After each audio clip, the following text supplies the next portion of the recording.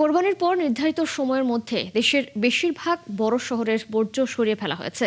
City কর্পোরেশনের পরিচ্ছন্নতা কর্মীরা জানান, কোরবানির বর্জ্য দ্রুত অপসারণের বিশেষ উদ্যোগ ছিল প্রথম থেকেই। এখনও দু এক জায়গায় যে বর্জ্য রয়েছে তা সরানোর জন্য ব্লিচিং পাউডার ছিটিয়ে রাখা হয়েছে। সহকর্মীদের তথ্য ছবিতে প্রতিবেদন। দুর্গন্ধ আর স্বাস্থ্য ঝুঁকি ঠেকাতে পরিচ্ছন্নতার কাজ করছে খুলনা সিটি কর্পোরেশনের কর্মীরা। সকাল থেকেই নগরের বিভিন্ন এলাকার বর্জ্য দ্রুত সরানো হয়েছে, পাশাপাশি দেয়া হয়েছে জীবাণুনাশক। নগরীর 31টি ওয়ার্ডে 772 জন পরিচ্ছন্নতা কর্মী কাজ করছেন। ব্যবহার করা হচ্ছে 82টি ভারী যানবাহন ও প্রায় 600 ভ্যান। কুরবানি দেওয়ার পর ব্লিচিং পাউডার ইউজ করছে যথাযথভাবে, যেগুলো আদেশগুলো দেওয়া হয় সবাই সঠিকভাবে পালন করছে। কয়েক জায়গা এলাকায় খেয়াল করছি যে ওখান থেকে বর্জ্য দুপুর থেকে সরানো শুরু হয়েছে। সিটি কর্পোরেশন থেকে তাদের উদ্যোগের কোনো কমতি নাই, আলহামদুলিল্লাহ ভালো কাজ করেছেন। খুলনা সিটি কর্পোরেশনের দাবি, নির্ধারিত সময়ের মধ্যেই নগরীর অধিকাংশ বর্জ্য অপসারণ করা হয়েছে। গরুর বর্জ্য যেন ড্রেনে না ফেলেন, বিশেষ করে ভুঁড়ি, রক্ত না ফেলেন, কারণ এগুলি পচনশীল, দুর্গন্ধ ছড়াবে, পরিবেশ নষ্ট করবে। আমরা সে কারণে বলি, আমরা ব্লিচিং পাউডার দিয়েছি নগরীর সব জায়গায়। বরিশাল নগরীতে কোরবানির পশু জবাইয়ের জন্য 700 পরিচ্ছন্নতা কর্মী 30টি ওয়ার্ডে কাজ করছেন। নগরীতে যারা কোরবানি দিয়েছেন তারা পশু জবাই দেওয়ার পর সিটি কর্পোরেশনের সরবরাহ করা ব্যাগে বর্জ্য অপসারণ করেছেন। গরু যখন জব দেওয়া হয়েছে, সাথে 1 ঘন্টার ভিতরেই বস্তা ব্লিচিং পাউডার দিয়ে গেছে, আর বইলে গেছে এক জায়গায় রাইখে দিতে। তারপর তারা সে সাথে সাথে ট্রাক নিয়ে এসে নিয়ে গেছে। সব জায়গায় বর্জ্য ব্যবস্থা খুব সুন্দর আছে আর কি, কোনো সমস্যা হয় না, পরিবেশের সুন্দর আর কি, আমাদের বরিশাল শহরটা আর কি অন্তত। এদিকে রাজশাহী মহানগরীতে কোরবানির বর্জ্য নির্ধারিত সময়ের আগেই অপসারণ করে নতুন রেকর্ড করেছে সিটি কর্পোরেশন। রাশিক প্রশাসকের ঘোষণা ছিল 6 থেকে 8 ঘন্টার মধ্যেই পরিচ্ছন্ন হবে রাজশাহী। 1270 জন পরিচ্ছন্নতা কর্মীর নিরলস প্রচেষ্টায় নগরীর প্রতিটি ওয়ার্ডে দ্রুততার সঙ্গে বর্জ্য অপসারণ কার্যক্রম পরিচালিত হয়। হাসিবা আলী বর্ণা, 71। চট্টগ্রামের বর্জ্য ব্যবস্থাপনার সর্বশেষ অবস্থা জানাতে যুক্ত হচ্ছেন সহকর্মী প্রণবেশ চক্রবর্তী। প্রণবেশ, ঈদের তৃতীয় দিনে শহরের বর্জ্য অপসারণ পরিস্থিতি সম্পর্কে একটু জানাবেন এবং সিটি কর্পোরেশনের ভূমিকা কেমন ছিল জানাবেন। চট্টগ্রামের কুরবানির তৃতীয় দিনে এসে আমরা দেখতে পাচ্ছি চট্টগ্রামের বর্জ্য ব্যবস্থাপনাটা খুবই সুশৃঙ্খলভাবে হয়েছে। কারণ প্রথম দিন কুরবানির 6 থেকে 8 ঘন্টার মধ্যে পুরো শহরের বর্জ্য শেষ করে বর্জ্যগুলো যথাযথ জায়গায় নিয়ে যাওয়া হয়েছে। অর্থাৎ এখানকে সিটি কর্পোরেশনের যে ডাম্পিং স্টেশন রয়েছে, বিভিন্ন জায়গা থেকে সেগুলো সংগ্রহ করে সেই জায়গায় নিয়ে যাওয়া হয়েছে বলে দাবি করেছিল সিটি কর্পোরেশন। কোরবানির দ্বিতীয় দিনেও অনেক জায়গায় কোরবানির পশু জবাই করা হয়েছে, সেই বর্জ্যটাও সরানো হয়েছে। এবং আজকে তৃতীয় দিনে এসে দেখতে পাচ্ছি যে সবচেয়ে বড় বড় যেসব জায়গায় এখানে বর্জ্য থাকে সেগুলোতেও খুব একটা বর্জ্য নেই। আমার সামনে একটি এখানে ডাস্টবিন রয়েছে, সেখানে আমরা দেখতে পাচ্ছি এখানে খুব বেশি বর্জ্য দেখা যাচ্ছে না, যদিও বিভিন্ন সময় অর্থাৎ কোরবানির আগে বা অন্যান্য সময় এখানে বর্জ্য পড়ে থাকতে দেখা যায়, কিন্তু এই জায়গায় কিন্তু আমরা সেই এরকম কোনো বর্জ্য দেখতে পাচ্ছি না। সিটি কর্পোরেশন আমাদেরকে যেটা জানিয়েছে, 379টি গাড়ি নিয়ে 3200 জন শ্রমিক পাড়া মহল্লায় ঘুরে ঘুরে এবার বর্জ্য সংগ্রহ করেছেন। চসিকের পক্ষ থেকে dump truck, compactor, pay loader সহ অর্থাৎ বর্জ্য সংগ্রহের যেসব যানবাহন বা যেসব যন্ত্রপাতি সেগুলো কাজ করেছে সারাদিন ব্যাপী।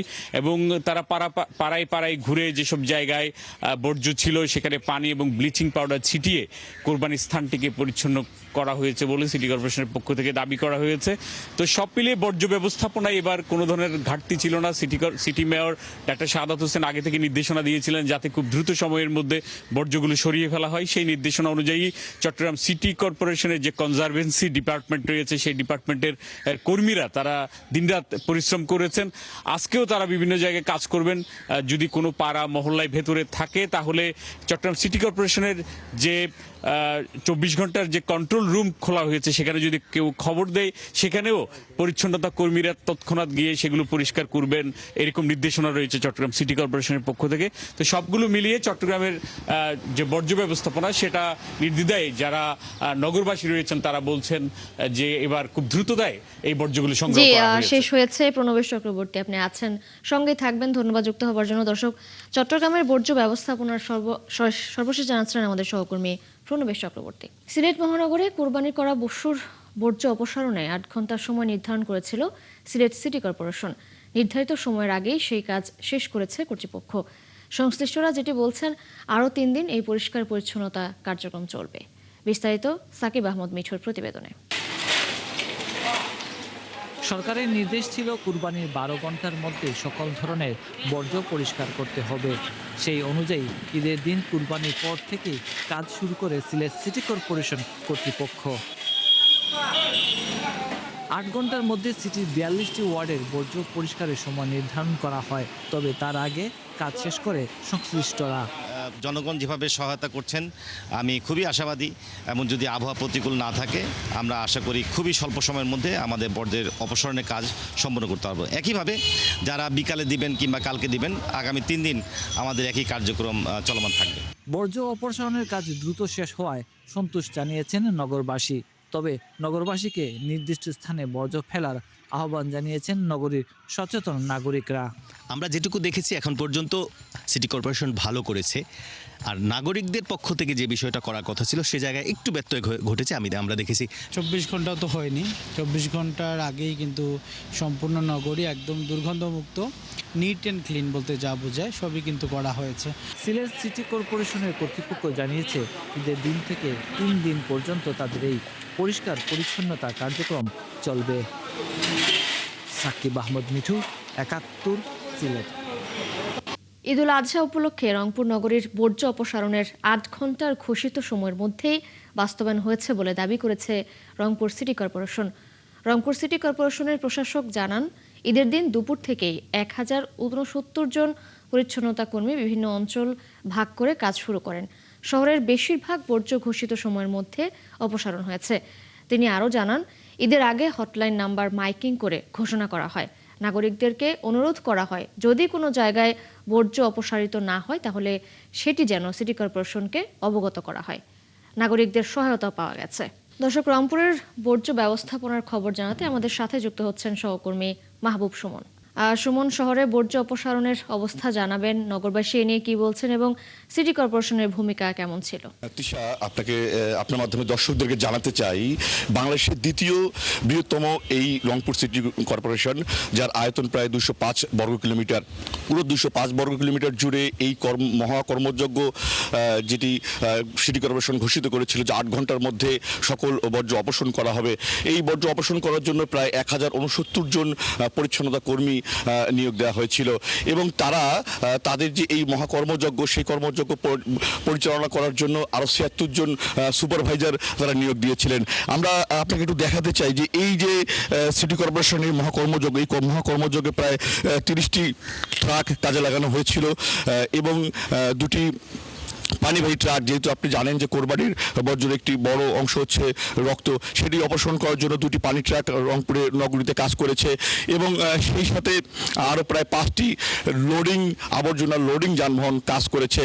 পুরো সিটি কর্পোরেশনে 33টি ওয়ার্ড ছিল, যদিও অনেক বড় একটি সিটি কর্পোরেশন, সেই জন্য প্রতিটি ওয়ার্ডে এই কার্যক্রম পরিচালনা করে, যেহেতু গ্রাম অঞ্চল বেশি, সেক্ষেত্রে যে শহর কেন্দ্রিক যে বর্জ্যগুলো সেটি কিন্তু অপসারণ করার জন্য ঘোষিত যে সময় 8 ঘন্টা, সেখানে প্রায় 98% বর্জ্য তারা অপসারণ করার দাবি করেছেন। আমরা গণমাধ্যম কর্মী হিসেবে খোঁজ রাখছিলাম, আমরাও দেখেছি যে মোটামুটি রংপুর শহরের যেগুলো প্রধান জায়গা, সেখানে কোরবানির কোনো বর্জ্য নেই। এখন যে বর্জ্যগুলো আছে সেগুলো হচ্ছে নিয়মিত বর্জ্য।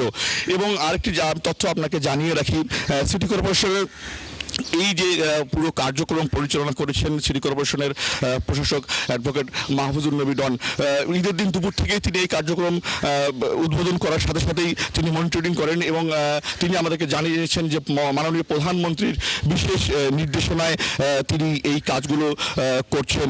মাননীয় প্রধানমন্ত্রী তাকে নির্দেশনা দিয়েছিলেন যে যে কোনোভাবেই নগরীগুলোকে পরিচ্ছন্ন রাখতে হবে, এবং সেই সাথে পুরো যে 33টি ওয়ার্ড আছে, 33টি ওয়ার্ডকে কিন্তু প্রতিটি ওয়ার্ডকে 7 থেকে 8টি ভাগে বিভক্ত করা হয়েছিল, এবং সব জায়গায় 3 জন করে কর্মী দেওয়া হয়েছিল, যাতে নির্বিঘ্নে সেই ময়লাগুলো এক জায়গায় এনে ফেলা হয়। এবং সেই সাথে প্রতিটি ওয়ার্ডের যারা কাজ করেছে তাদের জন্য এখানে বিশেষভাবে তাদের জন্য পোশাকের ব্যবস্থা করা হয়েছে।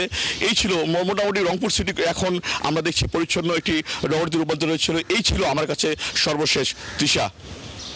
সুমন, ধন্যবাদ আপনাকে যুক্ত হবার জন্য। দর্শক, রংপুর থেকে যুক্ত ছিলেন আমাদের সহকর্মী মাহবুব সুমন। চামড়ার ন্যায্য দাম পেতে লবণ দিয়ে সংরক্ষণ করে ট্যানারিতে আনার পরামর্শ দিয়েছেন শিল্পমন্ত্রী খন্দকার আব্দুল মুক্তাদির।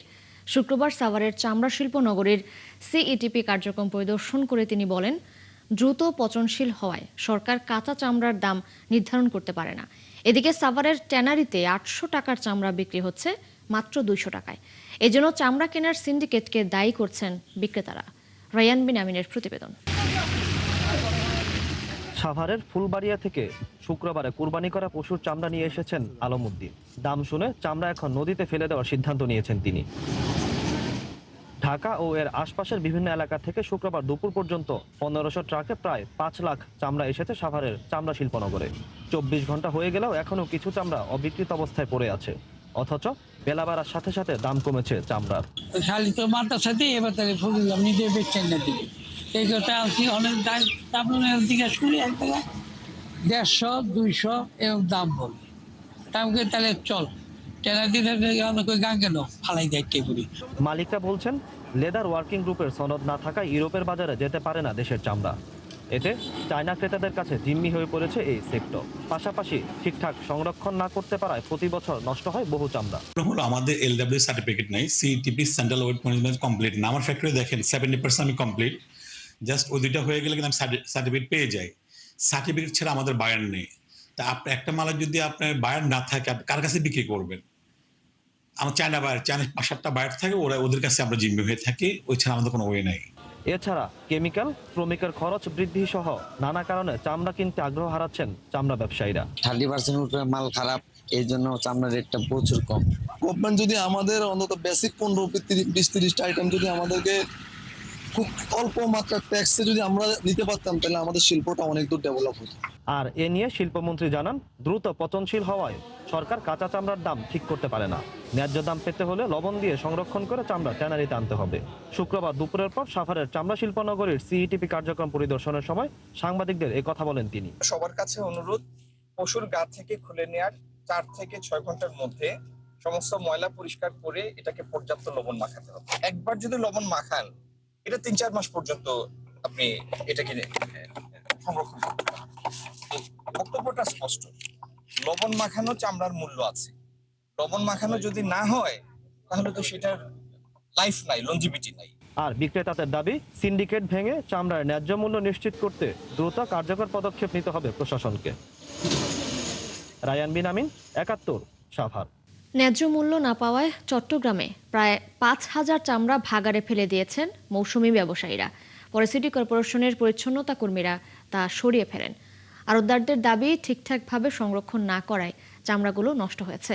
আর প্রশাসনের কর্মকর্তারা জানান, অন্যান্য বছরের তুলনায় এবার চামড়া অনেক কম নষ্ট হয়েছে। বাবুন পালের ক্যামেরায় আরো জানাচ্ছেন প্রণবেশ চক্রবর্তী। দাম না পাওয়ায় চট্টগ্রামের চামড়ার পাইকারি বাজার আতুরার ডিপোর আড়তের পাশে 1200-এর বেশি চামড়া ভর্তি 2টি ট্রাক ফেলে রেখে যায় মৌসুমি ব্যবসায়ীরা। পাশে চামড়ার মোকামের সামনেও পড়ে থাকতে দেখা যায় আরও 1000-এর বেশি চামড়া। নাজিরহাট থেকে 16,000 টাকা দিয়ে 2টি ট্রাক ভাড়া করে আনা হলেও মৌসুমি ব্যবসায়ীরা ভাড়া না দিয়ে কিছু না বলে চলে যান। নাজিরহাট থেকে আনছি ভাড়া নিয়ে, মানে 10,000 টাকার দরে ভাড়া আমাদের, তো ভাড়াটি টাকা না দিয়ে চলে গেছে। মাল রেট কম দেয়, আমাদের টাকা পয়সা দেয় না, 12-16,000 টাকা। এখন তারা মালিক বলতেছে 50 টাকা দরে বিক্রি হইতেছে, এখন কে চামড়া কিনতেছে না। পরে সিটি কর্পোরেশনের পরিচ্ছন্নতা কর্মীরা ক্রেন দিয়ে পরিষ্কার করে নিয়ে যায় চামড়াগুলো। আনার পরে এখানে যারা ব্যবসায়ী আছে ওরা রিজেক্ট ঘোষণা করে, তখন ওরা এটা নিয়ে যাওয়ার থেকে ফেলে দিয়ে যাওয়া ওনারা ভালো মনে করেন, কারণ নিয়ে যেতে হলেও ট্রান্সপোর্ট খরচটা আছে। এদিকে চামড়া সংগ্রহের পর তা সংরক্ষণে ব্যস্ত থাকতে দেখা যায় শ্রমিকদের। চামড়া প্রক্রিয়াজাতকরণে প্রতিটি চামড়ায় দেয়া হচ্ছে 7 থেকে 8 কেজি লবণ। ঢাকার বিভিন্ন ট্যানারিতে পাঠানোর আগে আতুরার ডিপোর আড়তগুলোতে চামড়াগুলো রাখা হবে 15 থেকে 20 দিন। আমাদের কাজ এগুলো লেসকাল ফালানো এবং লবণ দেওয়া। লেসকান যদি ফেলে দেয় ভালো করে, তাহলে এইটা 3 মাস থাকবে, এটা আবার লবণ দিতে হবে না। চামড়াগুলো আসছে, আমরা কয়েকজন খরিদ্দার আছি, যে চামড়া আসছে চামড়ার পেশারটা আমরা নিতে পারি নাই। এবার চট্টগ্রামে চামড়া সংগ্রহের টার্গেট 4 লক্ষ। চট্টগ্রাম নগরীতে কোরবানির দ্বিতীয় দিন পর্যন্ত 1,70,000 চামড়া সংগ্রহ হয়েছে। বাকিগুলো উপজেলা পর্যায়ে সংরক্ষণ করা হয়েছে জানান ব্যবসায়ীরা। এই চামড়াগুলো ঢাকা নিলে ঢাকার ট্রাক ভাড়া, আড়ত ভাড়া সব মিলিয়ে আমাদের 770 থেকে 780 টাকা খরচ পড়ে। চট্টগ্রামে এক সময় 22টির বেশি ট্যানারি থাকলেও এখন আছে মাত্র একটি। প্রণবেশ চক্রবর্তী, 71 চট্টগ্রাম। যশোরের কোরবানির পশুর চামড়া বাণিজ্য বিষয়ে জানাতে যুক্ত হচ্ছেন সহকর্মী SM ফরহাদ। ফরহাদ, পাইকাররা কি পরিমাণ চামড়া সংগ্রহ করেছেন জানাবেন এবং ট্যানাররা চামড়ার মান নিয়ে কি বলছেন, এবং সাথে আরেকটু জানাবেন যে মৌসুমী ব্যবসায়ীরা চামড়া নিয়ে কি বলছেন। এই মুহূর্তে দাঁড়িয়ে আছি দক্ষিণ পশ্চিম অঞ্চলের সবচেয়ে যে বড় চামড়ার হাট রাজারহাট, সে রাজারহাটে দাঁড়িয়ে আছে এবং ঈদ পরবর্তী এটাই প্রথম হাট। এবং প্রথম হাটে যে পরিমাণ চামড়া ওঠার কথা সেই পরিমাণ কিন্তু চামড়া ওঠায়নি। অর্থাৎ এখানকার যারা ব্যবসায়ী আছেন তারা যেটা বলছেন যে যারা মৌসুমি ব্যবসায়ী আছেন তারা কিন্তু তারা বাজার দেখতেছেন, অর্থাৎ তারা চামড়া সংরক্ষণ করে রেখে দিয়েছেন। যেহেতু চামড়ার দাম কিছুটা কম, দাম পাচ্ছেন না, এই কারণে আসলে অনেক ব্যবসায়ী যারা মৌসুমি ব্যবসায়ী তারা কিন্তু চামড়া এখানে খুবই কম এসছেন। অর্থাৎ তারা আগামী যে শনিবার আছে, শনিবারে যে হাট, সেই হাটের চামড়া বেশি তোলার সম্ভাবনা আছে এবং বেশি দাম পাওয়ার আশায় কিন্তু অনেকেই চামড়া আনছেন। আপনি জানেন যে এখানে সাতক্ষীরা, ঝিনেদা, মাগুরা, খুলনা সব বিভিন্ন এলাকার যারা মৌসুমি ব্যবসা আছেন তারা কিন্তু এখানে নিয়ে আসেন এবং এখানে বিভিন্ন জেলার থেকে, ঢাকা সহ বিভিন্ন জেলার থেকে কিন্তু যারা বড় পাইকারি ব্যবসায়ী আছেন তারা কিন্তু এখানে আসেন এই চামড়া কেনার জন্য। তো এখানকার আজকে যে চামড়ার হাট, সে হাটে যেটা এখানকার যারা মৌসুমি ব্যবসায়ী আছেন তারা যেটা বলছেন যে মূলত যে চামড়ার যে দামটা, অর্থাৎ তারা যে দামে চামড়াটা কিনেছেন এবং এরপরে চামড়া সংরক্ষণ এবং জন্য যে লবণ এবং যে শ্রমিকের মূল্য সব কিছু মিলে আসলে চামড়া এখানে আসার পরে তারা চামড়া আসলে যে দাম, সেই দামটা তারা পাচ্ছেন না এবং কিছু কিছু চামড়া বলছেন যে 200 টাকা থেকে 250 টাকা মতো লস হচ্ছে। আমরা এই মুহূর্তে একটু কথা বলবো যে এখানকার একজন মৌসুমি ব্যবসায়ী আছেন, উনি বেশ কিছু চামড়া নিয়ে আসছেন। তো এই যে আপনি চামড়া নিয়ে আসছেন, কি অবস্থা আপনাদের দাম? আসলে কি আমরা এই যে সংবাদে অনেক বলেছি, বলে কোনো লাভ নেই। আজকের দাম আমাদের তো লস 400 টাকা করে পিসি লস হিসাবে, 400 টাকা করে লস, জোন খরচ দিয়ে যে লেবার খরচ আর এই যে ভাড়া, এই ভাড়া বাদ দিলে মানে যাতায়াত ভাড়া বাদ দিলে আমাদের 400 টাকা লস হয়ে যাচ্ছে পিসি। উপযুক্ত দাম পাইনি। লবণের দাম সমদষ্ট আছে, সমস্যা নাই, কিন্তু লবণ দিয়ে আবার এই আপনার এই লেবার খরচ দিয়ে আমাদের অনেক লসে আছে। আর একজন ব্যবসায়ীর কাছে কথা বলবো। আপনি চামড়া নিয়ে আসছেন? আচ্ছা, আপনার কি অবস্থা? আপনি চামড়া আসছেন, দাম বাজার ভালো হবে তাই এই মতো হবে না। একটা কালি ঈদ হয়ে গেল, আছে 2 দিন, এখন হঠাৎ করে কি বাইরের থেকে কোনো লোকজন আসে, তারা তো আছে যে আত্মীয় স্বজন বাড়ি টাড়ি তো এদিক ওদিকে আছে, ঘোরাঘুরি করি, তারপরে তো আছে ব্যবসার ভিতরে আসবে। এখন এদের চামড়া নিয়ে আসতে বলেছে কিরা, চামড়া নিয়ে আসবে শনিবার মঙ্গলবারের দিন চামড়া নিয়ে আসবে। আজকে তো বাজারতে এমনি 200-300 টাকা নরম যাবেই, আর কিছু বলার নেই আমার। আচ্ছা, যেটা আমরা আরেকজন ব্যবসায়ী আছেন, বেশ কিছু চামড়া নিয়ে আসছেন এবং কিছু এখানে বেশ কয়েকজন যারা বাইরের ক্রেতা চামড়া কিনতে এসছেন, তারা চামড়া দেখছেন। আসলে তারা যে দাম বলছেন সেই দাম অনুযায়ী আসলে যারা এখানে মৌসুমি ব্যবসায়ী তারা চামড়া দিতে চাচ্ছেন, অর্থাৎ তাদের চামড়ায় তারা যেটা বলছেন যে লবণের দাম সহ শ্রমিকের মূল্য এবং চামড়া আনার যে খরচ, গাড়ি ভাড়া, এই গাড়ি ভাড়া তাদের উঠছে না বলে অনেকেই কিন্তু চামড়া কিনছেন না। তিশা, ফরহাদ, ধন্যবাদ আপনাকে যুক্ত হবার জন্য। দর্শক, যশোর থেকে চামড়া সংগ্রহের খবর জানাচ্ছিলেন আমাদের সহকর্মী SM ফরহাদ। ঈদের দিন বিকেল থেকেই নাটোরে বড় চামড়ার মোকামে কাঁচা চামড়া নিয়ে আসতে শুরু করেছেন মৌসুমি ব্যবসায়ীরা। তাদের অভিযোগ এবারও ঠিকঠাক দাম পাননি তারা। যদিও আড়তদার এবং চামড়া ব্যবসায়ীদের দাবি সরকার নির্ধারিত দামেই চামড়া কেনা হচ্ছে। এবার গতবারের চেয়ে বেশি চামড়া সংগ্রহ করা হবে। বুলবুল আহমেদের প্রতিবেদন। ঈদের দিন নাটোরের গ্রামে গ্রামে ঘুরে কাঁচা চামড়া সংগ্রহ করেন মৌসুমি ব্যবসায়ীরা। তাদের কাছ থেকেই মূলত চামড়া কেনেন আড়তদার আর মৌসুমি ব্যবসায়ীরা। সেই মৌসুমি ব্যবসায়ীদের অভিযোগ, তারা সরকার নির্ধারিত দামে চামড়া কিনলেও নির্ধারিত দামে বিক্রি করতে পারেননি। চামড়া বাবদ আমাদের খরচ পড়েছে গরুতে 700 টাকা করে কিনতে, আর খাসিতে পড়েছে আপনার 30 টাকা মতো। 5 পিস মালই নিয়েছি, 4 পিস বিক্রি হয়েছে আর 1 পিস হচ্ছে না, দাম ভালো না, বেচা হচ্ছে না। আইনে তো রাইখে দিছি, ব্যাপারে এখনো আসে নাই। তবে এসব অভিযোগ অস্বীকার করে চামড়া ব্যবসায়ী আর আড়তদাররা বলেন সরকার নির্ধারিত দামেই চামড়া কেনাবেচা করছেন তারা। বেশিরভাগ মাল কাটা পড়ছে, বুঝলেন, কাঠমাল। আর কাঠমাল তো মনে করেন সব বাদে চলে যায়। কাঠমাল তো আমরা 20 টাকাও বিক্রি করতে পারি না। টুকটাক চামড়া আসা শুরু হয়েছে, কেনাবেচা চলছে। গরুর চামড়া, ভালো চামড়াটা আমরা দেখছি নিচে 500, 1 নাম্বার যেটা গরুর চামড়া নিচে 500, উপরে 800, 850, 900 পর্যন্ত এখন পর্যন্ত বেচা কেনা চলছে। এবছর নাটোরের চক বৈদ্যনাথ চামড়ার আড়তে প্রায় 10 থেকে 12 লাখ পিস চামড়া কেনা বেচার লক্ষ্য নির্ধারণ করেছেন দেশের দ্বিতীয় বৃহত্তম নাটোরের চক বৈদ্যনাথের চামড়া আড়ত মালিকরা। বুলবুল আহমেদ, 71, নাটোর। ব্রাহ্মণবাড়িয়ায় কোরবানির পশুর চামড়ার ক্রেতা না থাকা এবং ন্যায্য দাম না পাওয়ায় সড়কের পাশে শত শত চামড়া ফেলে রেখে চলে গেছেন ব্যবসায়ীরা। ঈদের প্রথম দিনের মতো দ্বিতীয় দিনেও ছিল কোরবানির পশুর চামড়ার ক্রেতা সংকট। ন্যায্য দাম মিলছিল না। এ সময় শহরের টিএ রোডে চামড়া নিয়ে মৌসুমি ব্যবসায়ীরা আসলেও ক্রেতা না আসায় বিপাকে পড়েন। অনেকেই চামড়া নিয়ে শহরের বিভিন্ন স্থানে ঘুরতে থাকেন। পরে বিক্রি করতে না পেরে সড়কের পাশে স্তূপ করে ফেলে রেখে চলে যান তারা। এদিকে কাঁচা চামড়া সড়কের পাশে স্তূপ করে ফেলে রাখায় দুর্গন্ধ ছড়ানোয় ভোগান্তি বাড়ছে পথচারীদের। দেশে গত 24 ঘন্টায় হাম এবং উপসর্গে মারা গেছে 10 জন। এই সময় নতুন শনাক্ত হয়েছে 732 জন। শুক্রবার স্বাস্থ্য অধিদপ্তরের নিয়মিত প্রতিবেদনে এসব তথ্য জানানো হয়। এদিকে সারা দেশে গত 24 ঘন্টায় নতুন করে 58 জনের হাম শনাক্ত হয়েছে। পাশাপাশি এই সময় আরও 674 জনের মধ্যে রোগটির উপসর্গ দেখা গেছে। এর মধ্যে সুস্থ হয়ে ছাড়পত্র পেয়েছে 51,511 জন। মগবাজারে 8 দিন হাসপাতালে 6 শিশু মৃত্যুর ঘটনায় খুব দ্রুতই তদন্ত প্রতিবেদন দাখিল করবে পুলিশ, এমন তথ্য জানান রমনা বিভাগের উপ পুলিশ কমিশনার শেখ জাহিদুল ইসলাম। তিনি জানান এখন পর্যন্ত কাউকে গ্রেপ্তার করা হয়নি। এসির গ্যাস লিকেজের বিষয়টি সিআইডি আলাদাভাবে তদন্ত করছে বলেও জানান এই পুলিশ কর্মকর্তা। এদিকে 8 দিন হাসপাতালে 6 নবজাতক মৃত্যুর ঘটনায় হাসপাতাল কর্তৃপক্ষের গাফিলতি ছিল বলে জানায় স্বাস্থ্য অধিদপ্তর। মহিম মিজানের প্রতিবেদন। রাজধানীর 8 দিন হাসপাতালের নবজাতক ওয়ার্ড।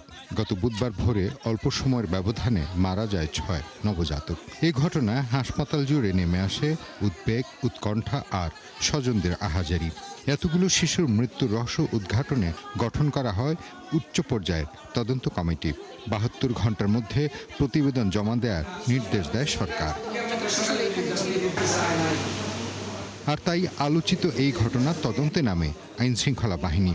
রমনা বিভাগের উপ পুলিশ কমিশনার জানান, হাসপাতাল থেকে বিভিন্ন আলামত সংগ্রহ করা হয়েছে, তৈরি করা হচ্ছে ঘটনাস্থলের স্কেচ ম্যাপ। এই ঘটনায় দায়ের হওয়া মামলায় আসামি করা হয়েছে হাসপাতাল কর্তৃপক্ষকে। ওখানে রুম সিলগালা করা হয়েছে, সিআইডি এক্সপার্ট টিম এসে তারা আমাদেরকে সহযোগিতা করার জন্য বিশেষ কোনো বিষয় আছে কিনা সেই বিষয়ে তারা পরামর্শ দিবে। হাসপাতাল কর্তৃপক্ষ অর্থাৎ এখানে যার আমরা টোটাল সিস্টেমটাকে অ্যানালাইসিস করে দেখব কোথায় গ্যাপটা হয়েছে।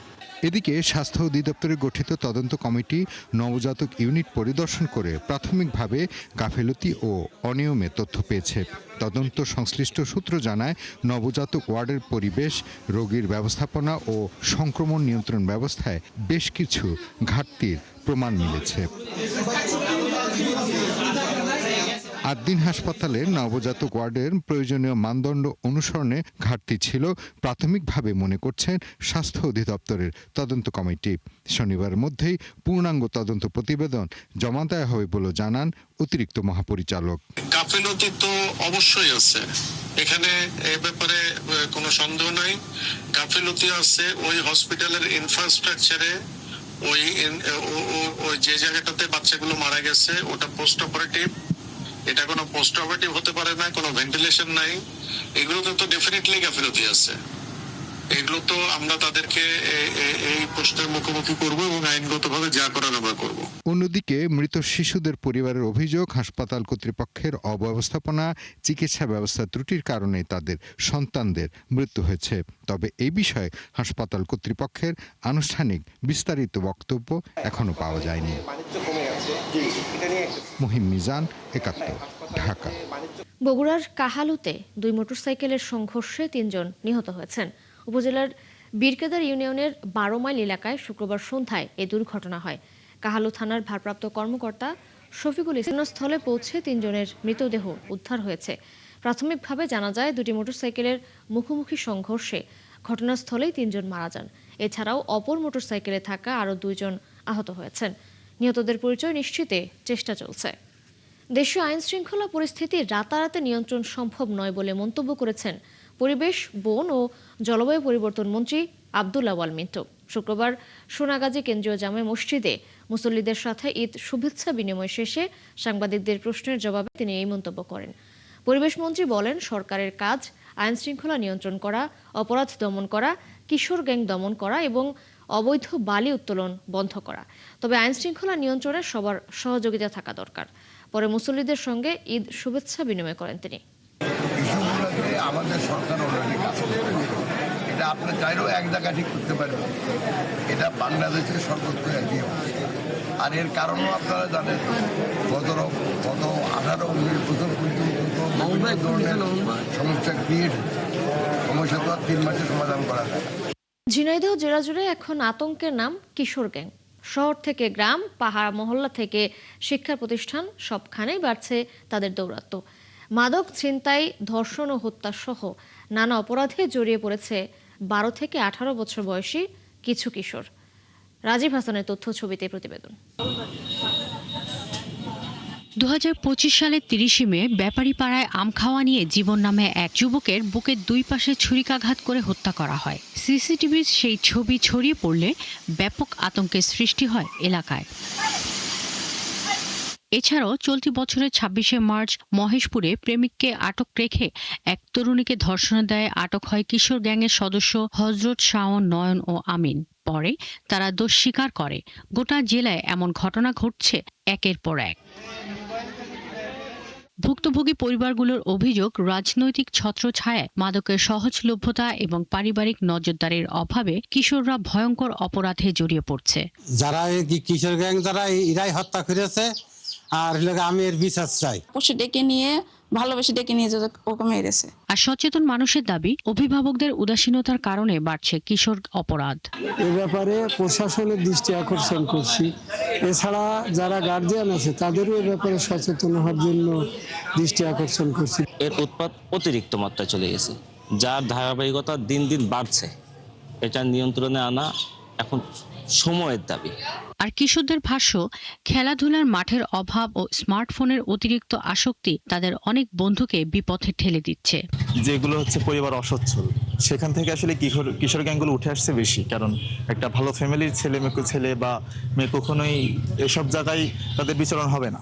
আমাদের বোধ বুদ্ধি আসবে, তখন বোধ বুদ্ধি আমরা কাজে লাগাবো, তখনই হচ্ছে মূলত আমরা এটা থেকে বেরিয়ে আসতে পারবো। বাবা মারা হচ্ছে ছেলে মেয়েদের প্রতি অ্যাটেনশন কম দিচ্ছে দেখে বর্তমান ছেলেমেয়েরা এখন বাইরে বেশি ঘোরাফেরা করতেছে এবং আমাদের যুবক সমাজ ধ্বংস হয়ে যাচ্ছে আর কি। জেলা প্রশাসন ও পুলিশ বলছে, কিশোর গ্যাং নিয়ন্ত্রণে মাদকের বিরুদ্ধে কঠোর অভিযান চলছে। পাশাপাশি প্রতিটি ঘটনায় আইনগত ব্যবস্থা নেওয়া হচ্ছে। স্কুলের শিক্ষকবৃন্দ রয়েছে, সমাজের প্রতিনিধি রয়েছে, সাংবাদিক নেতৃবৃন্দ রয়েছে, সবাইকে নিয়ে আমরা কাজ করছি। আমরা ব্যাপক আকারে জনসচেতনতা বৃদ্ধি করছি। আশা করি মাদকের প্রকোপটা যতক্ষণ পর্যন্ত না কমবে, এই কিশোর গ্যাং বা এই বিষয়গুলো ততক্ষণ পর্যন্ত থাকবে। যে কোনো ধরনের অপতৎপরতা হলেই যেন তাৎক্ষণিকভাবে আমাদের খবর দেন।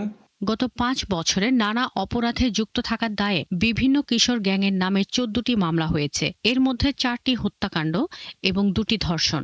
মামলা হয়নি এমন ঘটনাও অসংখ্য। শাকিলা শম্পা, 71। ঠাকুরগাঁয়ে বর্ষিয়ান আইনজীবী, মুক্তিযুদ্ধের সংগঠক ও বিশিষ্ট রাজনীতিবিদ অ্যাডভোকেট বলরাম গুহ ঠাকুরতাকে শেষ বিদায় জানিয়েছে সর্বস্তরের মানুষ। শুক্রবার বিকেলে ঠাকুরগাঁ জেলা আইনজীবী সমিতি ভবনের সামনে তার প্রতি শেষ শ্রদ্ধা নিবেদন করা হয়। এ সময় উপস্থিত ছিলেন বিএনপি মহাসচিব ও স্থানীয় সরকার, পল্লী উন্নয়ন ও সমবায় মন্ত্রী মির্জা ফখরুল ইসলাম আলমগীর। আবেগঘন কণ্ঠে তিনি বলেন, ঠাকুরগাঁ শহর একজন অভিভাবককে হারালো। অ্যাডভোকেট বলরাম গুহ ঠাকুরতা ছিলেন জেলার আইন অঙ্গনের সবচেয়ে প্রবীণ সদস্য এবং মুক্তিযুদ্ধের সংগঠক। তাকে শেষ শ্রদ্ধা জানাতে আসেন বিভিন্ন সামাজিক, সাংস্কৃতিক ও রাজনৈতিক সংগঠনের নেতাকর্মীরাও। 95 বছর বয়সী অ্যাডভোকেট বলরাম গুহ ঠাকুরতা বৃহস্পতিবার দুপুরে মারা যান। আমরা ঠাকুরগাঁবাসী তার কাছে কৃতজ্ঞ বিভিন্ন সময় তিনি যে ভূমিকা পালন করেছেন বিভিন্ন সময় বিভিন্নভাবে ঠাকুরবাসীর জন্য ছিল অত্যন্ত উপকারের। তার 2 সন্তান আছে, তার 2 সন্তানের প্রতি আমার ব্যক্তিগতভাবে আবেদন থাকবে যে তারা যেন ভেঙে না পড়ে, বিশেষ করে পল্লব ওর ছেলে, তার মায়ের প্রতি তারা যেন অত্যন্ত কেয়ারফুল থাকে, কারণ দাদা বৌদিকে কোনোদিন এতটুকু কষ্ট পেতে দেননি। ঈশ্বর তাকে স্বর্গে রাখুক, এটাই আমরা দোয়া করি। একটি গুপ্ত দল সংসদের ভেতরে এক কথা এবং বাইরে আরেক কথা বলছে। তাদের সম্পর্কে সবাইকে সজাগ থাকার আহ্বান জানিয়েছেন বিএনপি চেয়ারম্যানের উপদেষ্টা ও নোয়াখালী 2 আসনের সংসদ সদস্য জয়নুল আবদিন ফারুক। শুক্রবার নোয়াখালীর সোনাইমুড়িতে শহীদ রাষ্ট্রপতি জিয়াউর রহমানের 45তম শাহাদত বার্ষিকী উপলক্ষে আলোচনা সভা, দোয়া ও মিলাদ অনুষ্ঠানে প্রধান অতিথি হিসেবে তিনি কথা বলেন। তিনি আরও বলেন, প্রধানমন্ত্রী তারেক রহমানের নেতৃত্বে বিএনপি সরকার মাত্র 3 মাস অতিক্রম করেছে। এরই মধ্যে একটি দল নানা গুঞ্জন তুলেছে। তাদের সম্পর্কে সবাইকে সজাগ থাকার আহ্বান জানান তিনি। পাশাপাশি অঙ্গ সংগঠনের প্রতিটি ইউনিটকে আরও শক্তিশালী হবারও আহ্বান জানান। 100 দিনে পাগল হয়ে গেছে একটা দল, কয়টা কর্ম মাথা খারাপ হয়ে গেছে। ওই কি আবল তাবল বক্তব্য দিচ্ছে, সংসদে দাঁড়া বলে এক কথা, বাইরে বলে এক কথা। এই গুপ্ত দলকে সজাগ থাকতে হবে, এই গুপ্ত দল সম্বন্ধে। পরিবারের লোকজন ভালো থাকলেই রাষ্ট্র ভালো থাকবে বলে জানিয়েছেন ঢাকা 2 আসনের সংসদ সদস্য আমানুল্লাহ আমান। শুক্রবার কেরানীগঞ্জের হযরতপুর উচ্চ বিদ্যালয় মাঠে শহীদ প্রেসিডেন্ট জিয়াউর রহমান স্মৃতি ফুটবল টুর্নামেন্টের ফাইনাল খেলায় প্রধান অতিথির বক্তব্যে তিনি কথা বলেন। তিনি বলেন, মাদক থেকে দেশকে মুক্ত করতে হলে পরিবারের প্রতি যত্নশীল হতে হবে। পরিবার ভালো থাকলেই দেশ ভালো থাকবে। পরিবারের লোকদেরকে কিভাবে খেয়াল রাখতে হয় প্রধানমন্ত্রী তারেক রহমান সেটা সিলেটে বৃষ্টি থেকে সুরক্ষা দিতে স্ত্রীর জন্য ছাতা হাতে দেখিয়ে দিয়েছেন।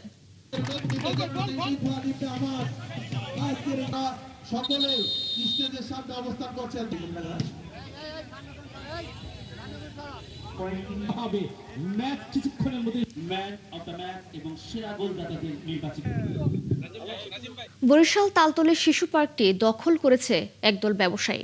আড়িয়াল খাঁ নদের পাড়ে প্রায় 2 একর জমিতে গড়ে ওঠা শিশু পার্কে চলছে মাছ এবং বালু পাথরের ব্যবসা। এ নিয়ে পৌর প্রশাসক জানান, যে কোনো কিছুর বিনিময়ে পার্ক দখলমুক্ত করা হবে। বিধান সরকারের প্রতিবেদন। শিশু পার্কের কোল ঘেঁষেই বই চলছে আড়িয়াল খাঁ নদ। এর ঠান্ডা হাওয়া আর প্রাকৃতিক দৃশ্য যে কাউকেই মোহিত করে। নাম শিশু পার্ক হলেও এখন আর এখানে শিশু আসে না, আসলেও ফিরে যায়। এখানে কিছুই নেই ঘোরাঘোরার জন্য, আছে কত বালু আছে আর কি আছে, আম গাছ আছে, এগুলো আছে, আরো খেলনাপাতি থাকা উচিত ছিল। খেলনা লাগে, অনেক কিছু লাগে এই জায়গায়, প্রাকৃতিক দৃশ্য অনেক সুন্দর লাগে, যে অনেক কিছু থাকা উচিত ছিল, কিন্তু তারা এই জায়গায় বালু ফালিয়ে রাখছে। এগুলো কিছু হওয়ার মতো জায়গা নেই। অভিভাবকরা বলেন, এখানে শিশুদের জন্য আরো খেলনা এবং বসার ব্যবস্থা করতে হবে, বন্ধ করতে হবে অবৈধ বাজার। এই বাজার একবার ভেঙে দিয়েছিল, হ্যাঁ আবার পর করছিল, হ্যাঁ সরকারিভাবে ভেঙে দিয়েছে, তৃতীয়বার তারা অস্থায়ীভাবে এখানে আছে আর কি। আজকে 3-4 বছর পর্যন্তই দেখতে গেছি, 3-4 বছর পর্যন্ত এই জায়গায় বালু পাথর রাখা হয়। এদের বিনোদন দেওয়ার মতো কিছু জিনিস প্রয়োজন। এখানে কিছুই নাই বাচ্চাদের বিনোদন দেওয়ার মতো। এখানে বালু পাথর রাখায় শিশু পার্কের পরিবেশ নষ্ট হচ্ছে বলে অকপটে স্বীকার করেন ঠিকাদারের প্রতিনিধি। তিনি দ্রুত এই দখল ছেড়ে দেবেন বলে জানান। পরিবেশটা নষ্ট হয়ে গেছে, তারে বলছি যে বালিটা সে জানিয়া উঠায় না, বলছে যে আমাদের গাড়ি দিয়া আমরা তুলে নিয়ে যেমন গেট যখন দিচ্ছে আমরা আর বালি রাখবো না জায়গায়। এ নিয়ে জেলা পরিষদের প্রশাসক বলেন, শিশুদের বিকাশে আর আনন্দের জন্য পার্কের উপযুক্ত পরিবেশ ফিরিয়ে আনার কোনো বিকল্প নেই। যে শিশুদের খেলাধুলার জন্য একটা চমৎকার পরিবেশের জন্য যাতে ঘোরাফেরা করতে পারে, আনন্দ উপভোগ করতে পারে, আমরা অবশ্যই সেখানে আমরা আমাদের জেলা পরিষদের পক্ষ থেকে একটা পজিটিভ সিদ্ধান্ত নেওয়ার দিকে যাব। বরিশাল শহর থেকে 2 কিলোমিটার দূরে হওয়ায় এই শিশু পার্কে গ্রামের পাশাপাশি শহরের শিশুরাও অনায়াসে যাতায়াত করতে পারে। বিধান সরকার, 71, বরিশাল। শরীয়তপুরের নড়িয়ায় দোকান ওঠানোকে কেন্দ্র করে দুপক্ষের মধ্যে সংঘর্ষে অর্ধশতাধিক ককটেল বিস্ফোরণের ঘটনা ঘটেছে। শুক্রবার রাতে উপজেলার মুলফতগঞ্জ বাজার এলাকায় এই ঘটনা ঘটে। এই ঘটনায় 5 জন আহত হয়েছে। পুলিশ জানায়, পদ্মা নদীর তীর দখল করে দোকান নির্মাণ করেছিলেন কেদারপুর এলাকার রাসেল ব্যাপারী নামের এক ব্যক্তি। সেই দোকানঘর নির্মাণে বাধা দেন ঢালিপাড়া এলাকার রাজীব ছোয়ালের লোকজন। এই নিয়ে দুই পক্ষের মধ্যে বিরোধ তৈরি হয়। পরে শুক্রবার রাতে উভয় পক্ষের লোকজন দেশীয় অস্ত্র নিয়ে সংঘর্ষে জড়ায়। কয়েক দফা সংঘর্ষে অন্তত অর্ধশতাধিক ককটেল বিস্ফোরণ ঘটানো হয়। খবর পেয়ে পরিস্থিতি নিয়ন্ত্রণে আনে পুলিশ। গাইবান্ধার গোবিন্দগঞ্জ উপজেলার মহিমাগঞ্জ প্রস্তাবিত উপজেলা বাস্তবায়নের দাবিতে মানববন্ধন হয়েছে। শুক্রবার উপজেলার মহিমাগঞ্জ রেল স্টেশনে মহিমাগঞ্জবাসীর আয়োজনে মানববন্ধন অনুষ্ঠিত হয়। এতে বক্তারা জানান, 1979 সালে 29 জুলাই শহীদ রাষ্ট্রপতি জিয়াউর রহমান মহিমাগঞ্জ উচ্চ বিদ্যালয় মাঠে বিশাল এক সভায় মহিমাগঞ্জ থানা হেডকোয়ার্টার হিসেবে ঘোষণা করেন। সেই আলোকে মহিমাগঞ্জকে উপজেলা করতে হবে।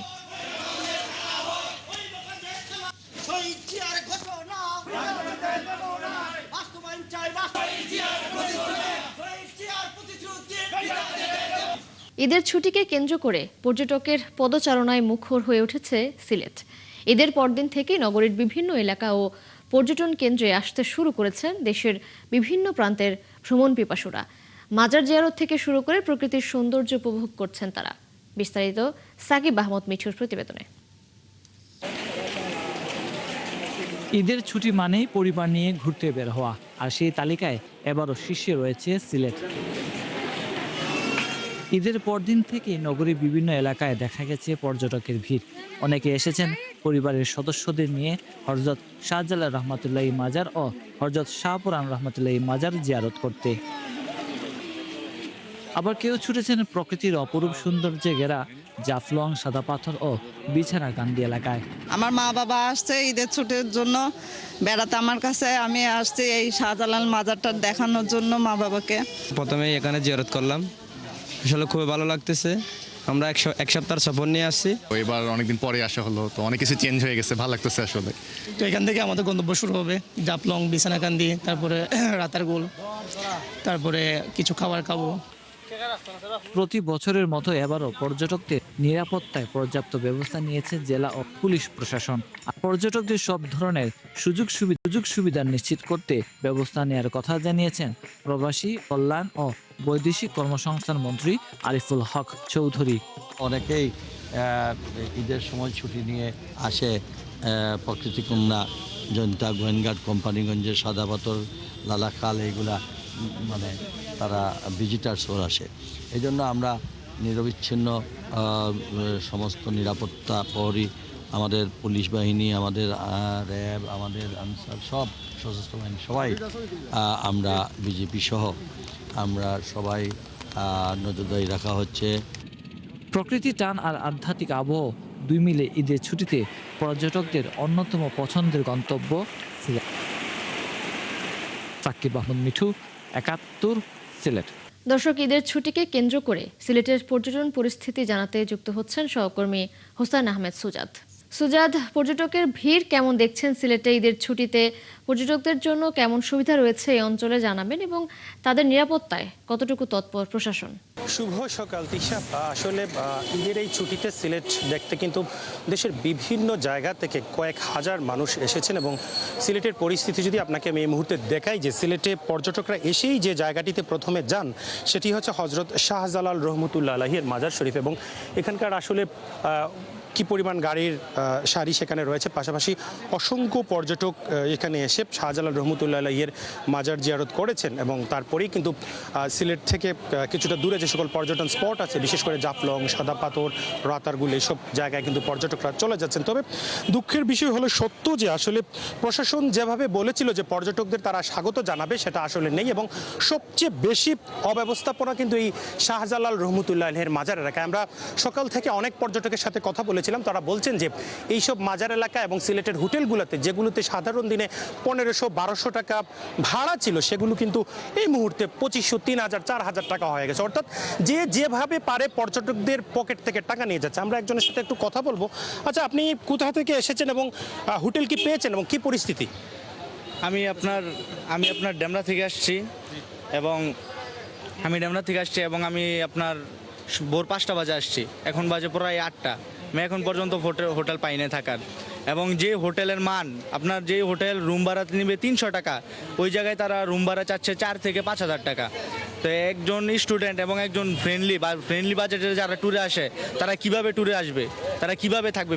আপনার থাকার মান তো ভালোই না, মানে হোটেল যে থাকবে নিজের সেফ নেই, মালামালের সেফ নেই, তারপরও তারা এত টাকা ভাড়া নিচ্ছে। তারা পর্যটকদের পকেট থেকে কিভাবে টাকা ছিনাই নেবে, তারা ওই উদ্দেশ্যে সব হোটেলওয়ালারা আপনার সঙ্গ করছে। তিশা, আপনি শুনছিলেন যে আমরা একজন পর্যটকের সাথে কথা বলছিলাম, তিনি আসলে এই অব্যবস্থাপনার কথাটা বলছিলেন। আসলে জেলা প্রশাসক যেটা বলছিলেন যে তিনি ম্যাজিস্ট্রেটের উপস্থিতি রাখবেন, সেগুলো কিন্তু এই মুহূর্তে দেখা যাচ্ছে না, এবং পর্যটকরা বলছেন যে তাদের নিরাপত্তা নিশ্চিত করতে এবং হোটেলগুলো যাতে তাদের দাম নিয়ন্ত্রণে রাখে, সেদিকে কিন্তু আসলে খেয়াল রাখবে। সুজাত, ধন্যবাদ আপনাকে যুক্ত হবার জন্য। দর্শক, সিলেট থেকে ঈদের ছুটিতে পর্যটকদের ভিড় নিয়ে জানাচ্ছিলেন আমাদের সহকর্মী হোসেন আহমেদ সুজাত। ঈদের দিন থেকে কুয়াকাটার বিভিন্ন পর্যটন কেন্দ্র মুখর হয়ে উঠেছে দর্শনার্থীদের পদচারণায়। পর্যটন ব্যবসায়ীরা আশা করছেন এবার ঈদের ছুটিতে কয়েক লাখ পর্যটকের সমাগম হবে। তবে সৈকত ও পর্যটন কেন্দ্রগুলোর উন্নয়ন না হওয়ায় হতাশ পর্যটকরা।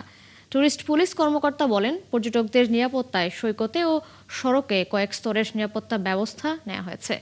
মিলন কর্মকার রাজুর তথ্য ছবিতে প্রতিবেদন। কুয়াকাটা সৈকত, সমুদ্রের ঢেউ আর প্রকৃতির মনোমুগ্ধকর স্পটগুলো দেখতে সুযোগ পেলে দেশের বিভিন্ন স্থান থেকে ছুটে আসেন দর্শনার্থীরা। তবে বিশেষ দিনগুলোতে থাকে উপচে পড়া ভিড়।